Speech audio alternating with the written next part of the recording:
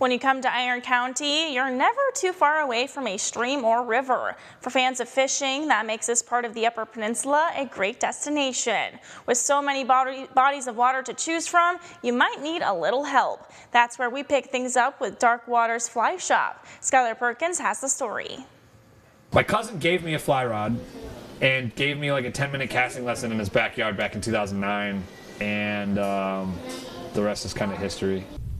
Originally from Wisconsin, Seth Waters found his way to the Upper Peninsula following a career in music production. They say you don't do the music industry right unless you wind up in a substance abuse treatment program. So I checked that box. Down in Tennessee, went through a faith-based substance abuse treatment program down there, and I got involved in ministry. So actually what brought me to the Upper Peninsula is I pastor a non-denominational church here in town, Calvary Chapel. After living in cities for much of his adult life, Waters, along with his ministry, were looking for a new passion to pursue. Native brook trout rivers that hadn't been managed or stocked with brook trout. The amount of rivers that contain those fish up here are countless. So it's kind of a niche. A lot of people try to find native brook trout, in their natural habitat. And so the thing that's cool about the Upper Peninsula is that you've just got, limitless miles of that. As Waters embraced his new surroundings, the solitude and slowness of fly fishing started to grow on him. When I get out on the river, when I'm only with one other person, we can just talk, man. We fellowship, we hang out. Things make more sense, when you can just calm down, get to the quiet, exploration. Dark Waters Fly Shop in Iron River helps outfit anglers with the equipment they need to reel in a big catch, but it's the guided expeditions where more meaningful connections are formed.